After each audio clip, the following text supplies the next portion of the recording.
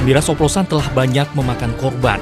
Namun, tidak sedikit pecandu minuman keras tetap mengkonsumsi minuman berbahaya ini. Untuk mengetahui efek yang dirasakan setelah meminum miras oplosan, tim investigasi iNews TV menemui seorang pecandu minuman keras. Sebut saja namanya Dennis. Dennis adalah salah satu pelanggan miras oplosan yang dijual oleh Ompong.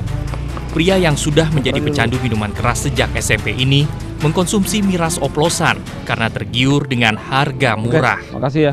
Meski sudah menjadi pelanggan tetap, dirinya belum pernah sama sekali mengalami sakit yang berlebihan ketika mengkonsumsi miras oplosan. Efeknya sama aja bang, pusing, panas, ya kan, mabok, udah gitu doang efeknya bang.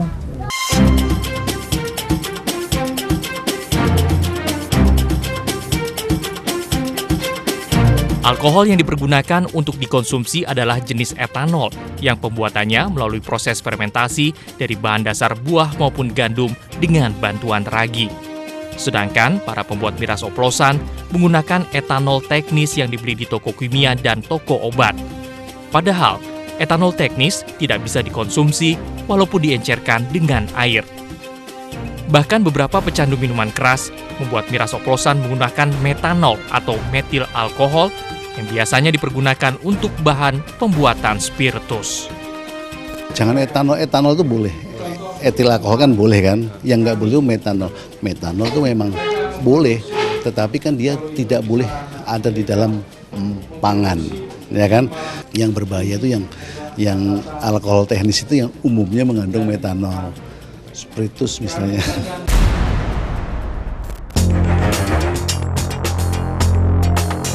Secara medis, mengkonsumsi minuman beralkohol berapapun prosentasenya jelas sangat berbahaya bagi tubuh manusia, apalagi jika dikonsumsi secara rutin dan dalam jangka waktu lama. Ya, liver bisa mengalami kerusakan, ya berlanjut terus yang kita bilang perlemakan hati sampai penciutan liver. Ujung-ujungnya juga orang-orang yang peminum alkohol ini juga mudah sekali mengalami kepikunan di masa depannya, masa tuanya. Miras oplosan juga bisa mengakibatkan kematian jika pecandu miras tidak bisa melawan tekanan pada otak dan gangguan pernafasan yang datang secara tiba-tiba. Kalau suatu minuman yang taruh kadarnya 5%, kemudian 1,4% kalau dia dioplos, memang tetap bahwa itu akan menurun ya, karena kan sifatnya menjadi pelarut. Tapi tetap kadar itu akan tetap masih tinggi. Masalah miras oplosan memang sudah makin meresahkan. Peraturan yang ada masih sulit menjamah dan mencegah penjualan miras oplosan. Pembuat miras oplosan bisa dengan mudah dan bebas membeli alkohol, metanol atau spiritus, dan bahan campuran lainnya di toko obat dan toko alat kecantikan. Yang kita miliki baru sebatas Permendak, ya. Perda pun juga belum seluruh wilayah. Dari seluruh wilayah Indonesia hanya bisa dibilang 20 wilayah yang punya perda. Pemerintah Indonesia sudah berusaha untuk melakukan pengawasan dengan menerbitkan Peraturan Menteri Perdagangan Nomor 20 Tahun 2014 tentang pengendalian dan pengawasan terhadap pengadaan, peredaran, dan perizinan minuman beralkohol. Namun, tidak diketahui dengan jelas sampai sejauh mana peraturan ini telah dilaksanakan.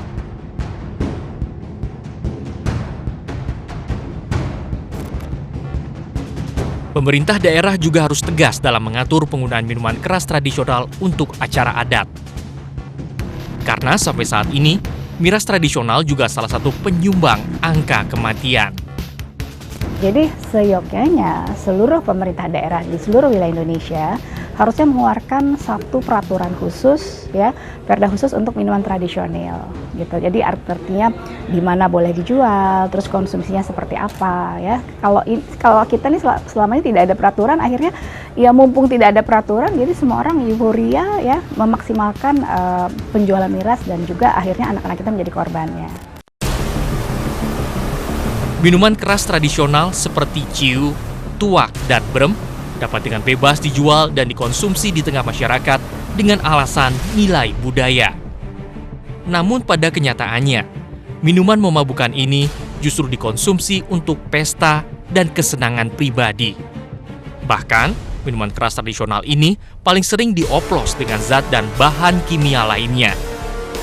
Pertama ya, mensegerakan ya lahirnya undang-undang. Terus kedua ya, menerbitkan perda. Yang lalu saya sempat mengadvokasi persoalan miras dan ada oknum koalisi mengatakan mohon maaf kami tidak bisa menolong lebih lanjut karena belum ada aturannya, perdanya. Nah jadi serba sulit kan. Pemerintah memang sudah membuat peraturan untuk mengendalikan dampak minuman beralkohol di tengah masyarakat.